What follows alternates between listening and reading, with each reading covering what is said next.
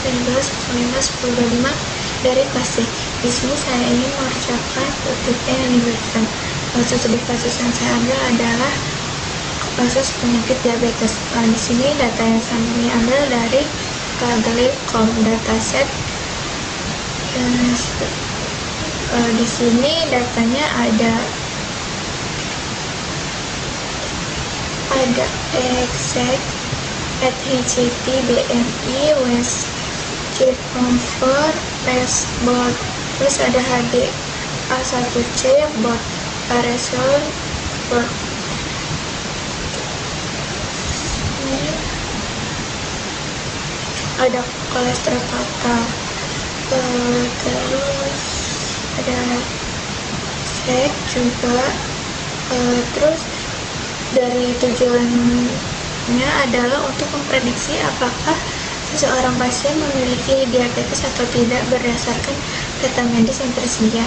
Dari model klasifikasi ini dibantu oleh GA yang digunakan sebagai metode fitur selection, yaitu untuk memilih fitur-fitur paling relevan. Gunanya di sini untuk meningkatkan akurasi dan efisiensi model. Dari algoritma itu sendiri yang saya gunakan dari klasifikasinya adalah decision tree. Juga ada struktur programnya. Yang pertama, processing data, implementasi kinetik GA ini untuk klasifikasi.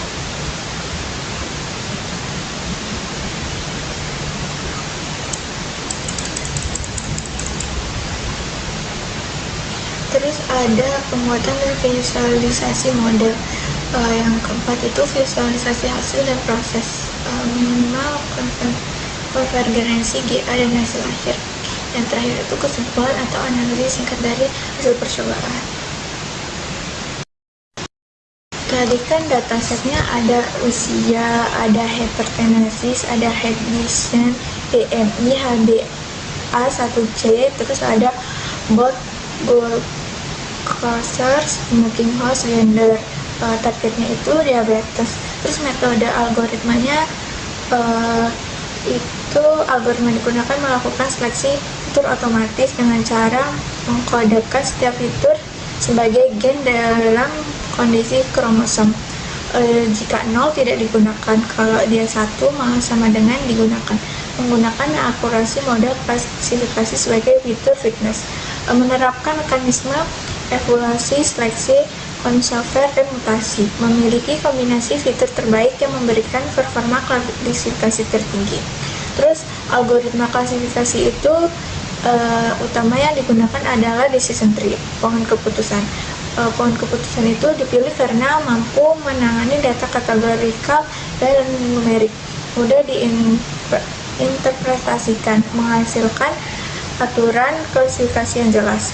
Juga cocok untuk memahami pengaruh masing-masing fitur terhadap keputusan akhir.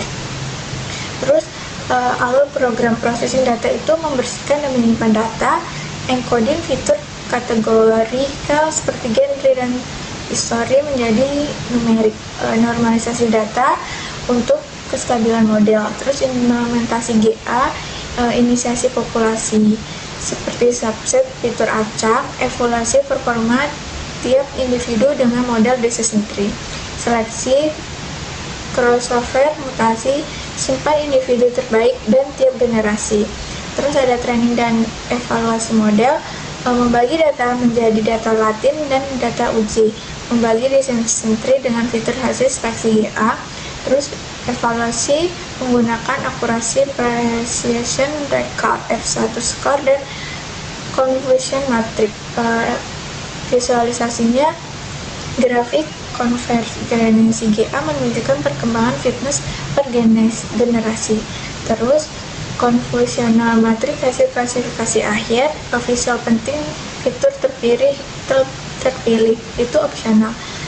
Hasil dan kesimpulannya, genetik algoritma berhasil menghasilkan fitur-fitur yang relevan dan berdampak positif terhadap performa model. Fitur yang paling bergantung biasanya adalah HbA1c, blood glucose, dan BMI. Model decision tree mampu mempelajari pola data dengan baik dan memberikan hasil klasifikasi yang cukup akurat.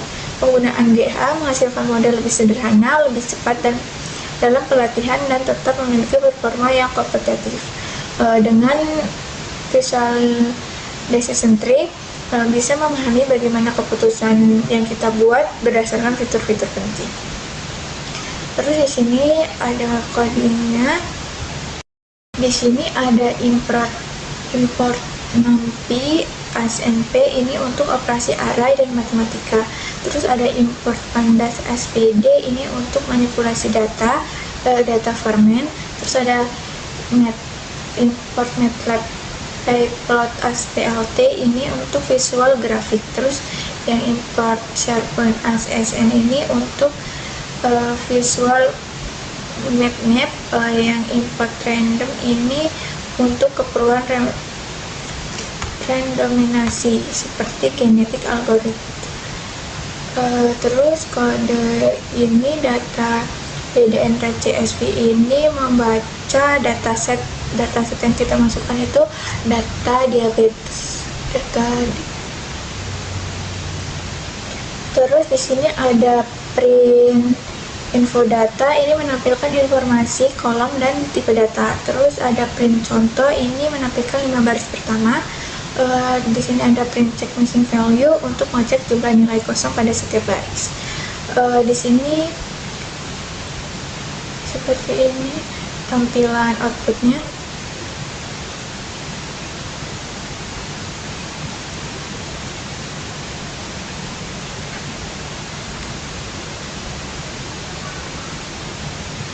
Terus di sini ada data drop kolom Unimed error ignore, ini menghapus kolom yang tidak penting jika kolom itu ada.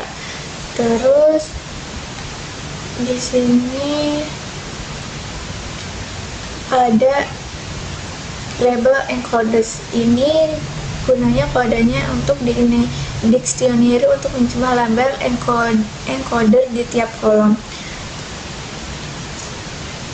Di sini for kode ini for call in category calls LE data ini untuk yang pertama data call ini pada kode for call in category calls ini dia itu semua kolom kategori diubah menjadi angka agar bisa digunakan dalam model.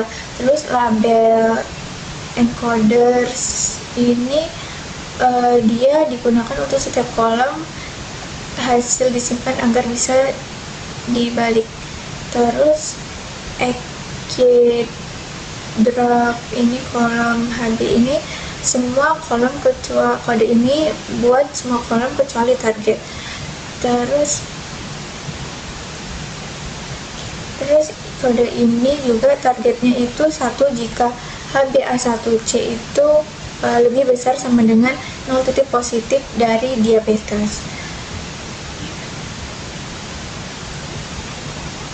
Scalar standar ini dia itu pada kode ini standarisasi virtual agar setiap kolom memiliki mean 0 dan defisiasi standarnya itu 1. Terus train ini digunakan dataset dibagi 70% data latin dan 30% dari data uji.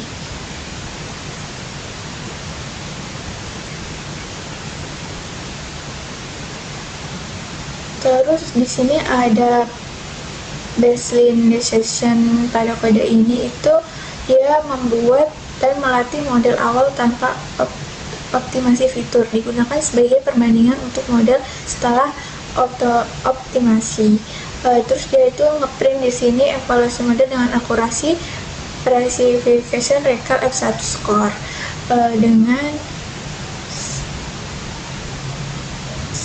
ini seperti ini outputnya, ada precision recall F1 score super akurat micro event PTF. Terus pada kode ini CM conversion matrix sampai ini dia itu kodenya untuk visualisasi confusion matriks untuk melihat prediksi benar atau salah.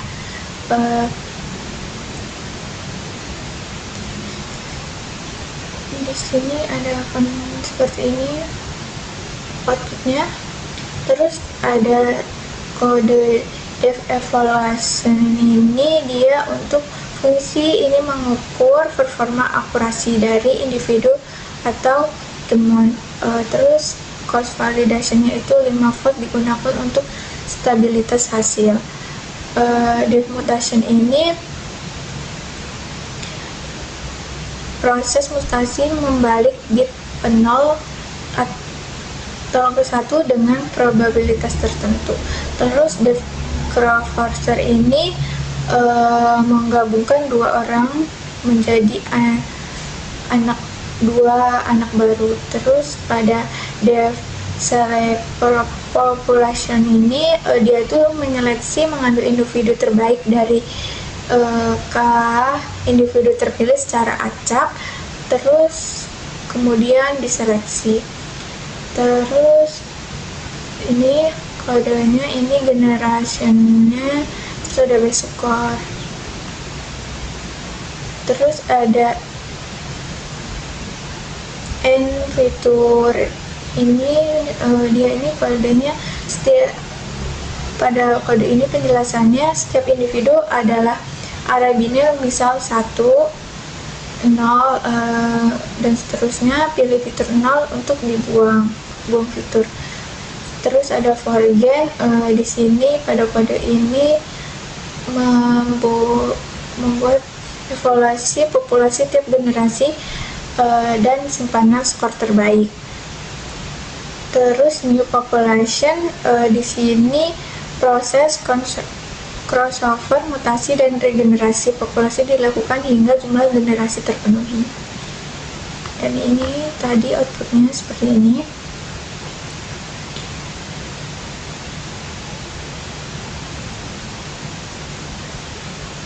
Di sini PLT port base scores marker, ini ke fungsi kodenya untuk visualisasi konvergensi GA. Terus ada individual, pada kode ini dia itu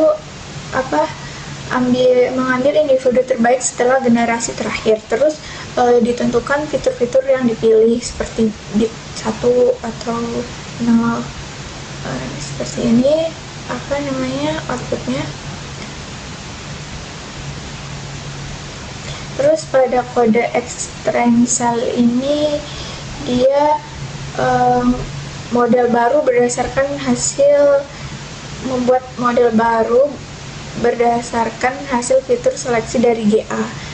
Terus print akurasi, di sini evaluasi performa dari hasil akhir dari model itu.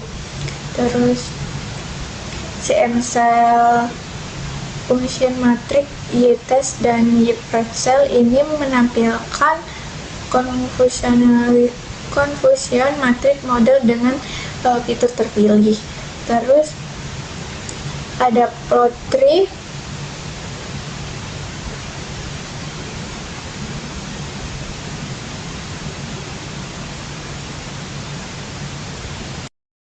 pada plot tree ini kode-kode ini menjelaskan bahwa visualization tree berdasarkan fitur-fitur hasil generasi GA. Seperti ini hasil outputnya.